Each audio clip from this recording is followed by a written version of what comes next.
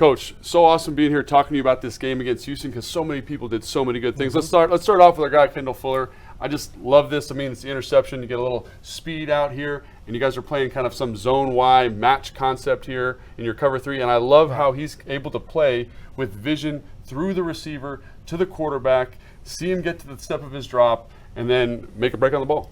Well, the nice thing about this, and everything works in Kendall's favor, first of all, as you said, he's got outside leverage on the number 1 wide receiver. Secondly, the quarterback is on the far hash. I see, yep. So now that gives Kendall even more time to react to the ball that's being thrown to the flat. So again, Kendall does a great job. He keeps himself in position where he's seeing through the receiver to the quarterback because it's a long throw from the far hash. Kendall's able to time it up, undercut the throw, and make the play and go the distance. Yeah, that's tough, man. He's got great ball skills, and his first touchdown, right, in his NFL career. That's always fun to get, and like how guys are celebrating with him, and it was in a big moment. The other guy who had an excellent game was your guy, I mean, every week I feel like we're talking about John Allen, right? And the thing I love about this setup here is you're able to get one-on-ones, right? You've got guys in gaps. You keep Jamin over here. You got 5 guys in the rush so that no one can help this young man with the slide. And Kenyon Green, I liked him coming out. He's been having a tough go, and it didn't get much easier when he's going against John. Well, he's a young guy, and again, he's going against one of the best in the league right now.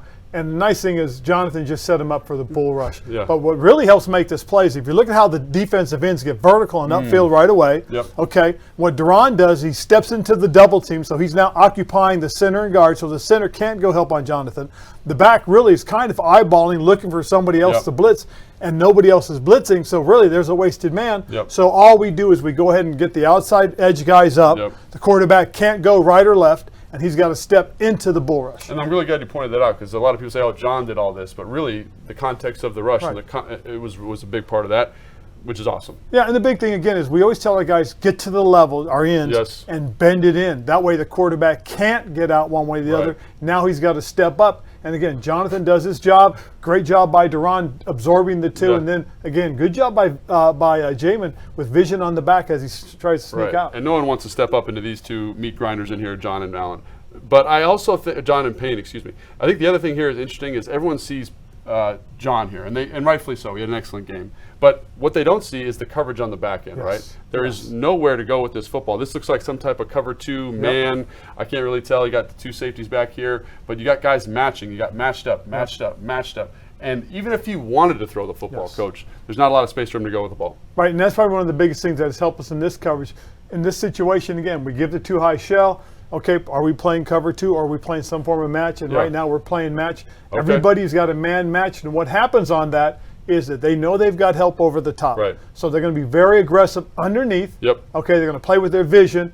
And then again, now they've got to try and find somebody. They don't have time. Yes, I love it. And just awesome to see the groups playing together. They're supporting each other. And then this is maybe one of the coolest plays of the day, right? You get all verticals here on this side of the field. Benjamin Cheju stays in excellent phase with the quarterback. I love our guy Forrest in the middle of the field, opening but not being overly aggressive. And again, this is one of the best plays of the season. Well, and what this shows you too is just how smart this young man's becoming. Again, quarterback's on the far left hash. Okay, the 2 verticals to the upside of the field. Okay, to our defensive left are long throws. So what happens now is because he has started on that side, he can work with a crossover, vision to the quarterback, hips already open to the side that we're anticipating the vertical. Okay, awesome. And watch how he gets into phase and gets vertical and gets across. And because the ball's tipped, he's there to make the play. And just run into the football. Nothing bad happens, Coach, when you run into the football.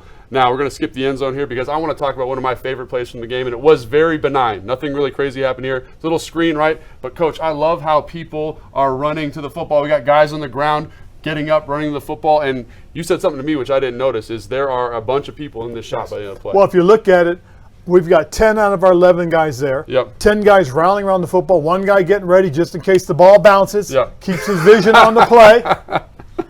But that's got to make you excited when you see that. It does. And really the beauty of it is you look at it, there is 7 of their guys standing around for the most part. Okay, we've got 10 guys wrapped around their running back. Coach, hope you had a nice Thanksgiving, but now we got to think about some football on Sunday, which is always a good thing to do. Atlanta Falcons coming to town. Very kind of unique team, very similar to Washington, I think. And, in terms of what they do defensively, I was a little surprised. I thought I'd see a lot more blitzing than they do. It's not like they don't blitz, but they play a little bit soft coverage, and they kind of want to keep everything in front of them. How important is it for Taylor to understand, when he's getting this cover 2 structure, he needs to be patient. He does have to be patient. That's probably the biggest key. He's got to understand that what he has. If you look at what they show right now, they're showing you they're playing some form of cover 2, right, or quarters. So he's looking down. He's trying to read him, get his initial keys, and then go from there. I mean, again, one of the things that Coach Pease is trying to do is really stop the run with a 7-man box. Yeah.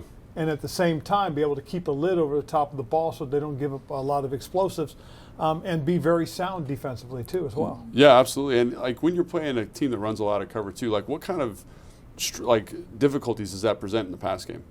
Well, the biggest thing more than anything else is it's structured so that it can slow down the quick passing game. Okay, right. Because great example at the top, they're running dragon. Yeah, okay? Which is a slant and a flat. Right. Yeah. So basically, as long as these guys get their keys, get their reads, and sink into the position they're supposed to, you're going to throw away. You're going to take away those quick throwing lanes. Yeah. And here's a good example. And, this could be a better pass. It's going to be completed if it's up a little bit.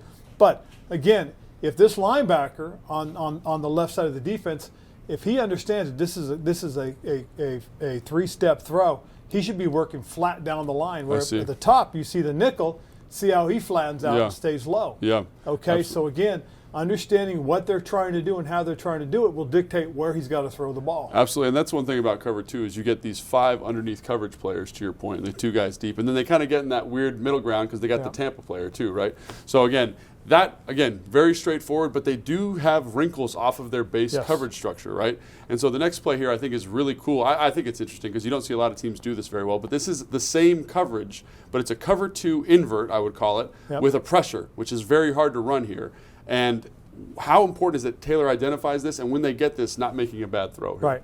Well, what this is to a degree is what we used to call bombers. Basically, everybody's blitzing up inside. Okay. They got both 3 techniques are going straight ahead. Yep. Okay. Both ends are folding into the A gaps, and they're trying to open up the crease for the other linebacker to come free through the middle. Okay? Right. If you can bottle it up and then recognize what the coverage is, you have a chance to be explosive right here. But again, obviously they haven't figured it out, and they're not completing the routes the way they need to. Right. Again, Jimmy's just got to be patient because he's got an opportunity here to throw the drag at the top. Yes, and that's really interesting because like we used to call this, hey, diddle diddle, 3 up the middle, but they're getting to it without having to bring extra guys in coverage, right? They're using their defensive ends to kind of get the mismatch inside, which is really interesting. And then again, this inverted coverage, you can tell it kind of confuses Jimmy here because he's like, I expect guys to be in certain spots, but they're not, right? And so when Taylor sees this, again, I think he's got to just, like you said, be patient, trust his protection, and not make a bad throw here. Right, exactly, because again,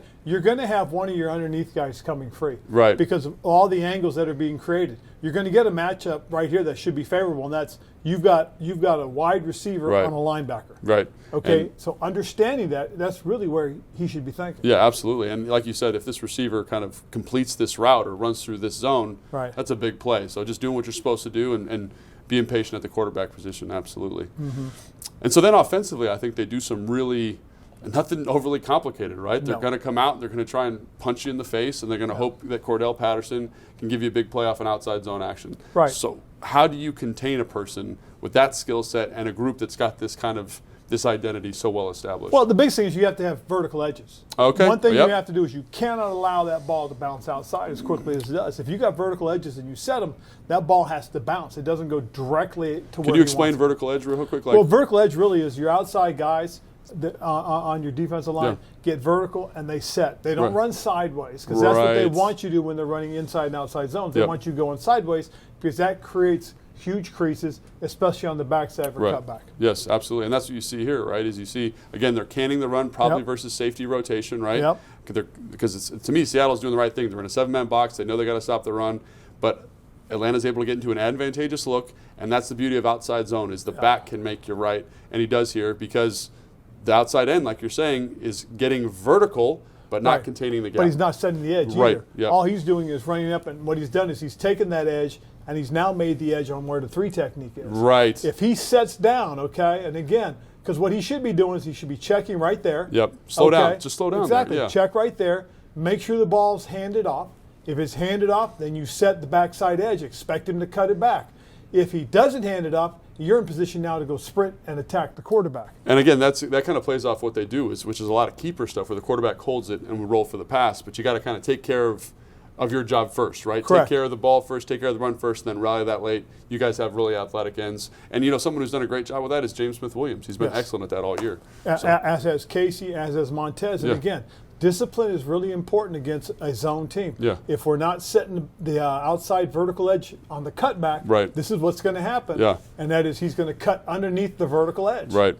And then he is, I think he's in his 10th year, but holy cow, he's still got some juice in those legs, right? Very dynamic. And this is really how they get their big plays. Yes. Like it's not so much through the air, it's relying on him and Algiers to make those plays for yes. him. Yeah. Yes, it is. And again, the thing that they have to understand is when you're playing a team like that and you understand that they want the ball in this guy's hands, you've got everybody on the team out there has to be aware. Have to be aware, absolutely. And so then this is something that's interesting. They were in a lot of this 13 personnel, 3 tight ends, but Kyle Pitts is a receiver essentially. Yeah. He's out now. Right. Do you think they still stay with these heavy personnel groupings? And who do you think gets these touches now?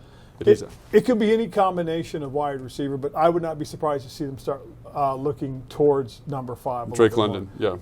London is a big physical target, a lot like who Pitts is. So I wouldn't be surprised if you see a little bit more 12 personnel. And him be the him be basically who Pitts was for them. And it's so funny when you watch film, because you think one's a tight end, one's a receiver, but they look the same. Yes. You know what I mean? They're the same kind of big physical guys. And again, the play action pass here is the other thing that they really set their hat on. And I love watching this because it really mitigates the rush. And I played with number 76, Caleb McGarry.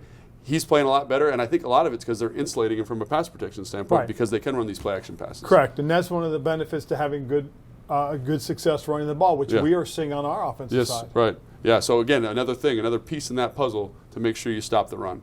Coach, I always enjoy talking to you. Thank you so much. All right, we're cool.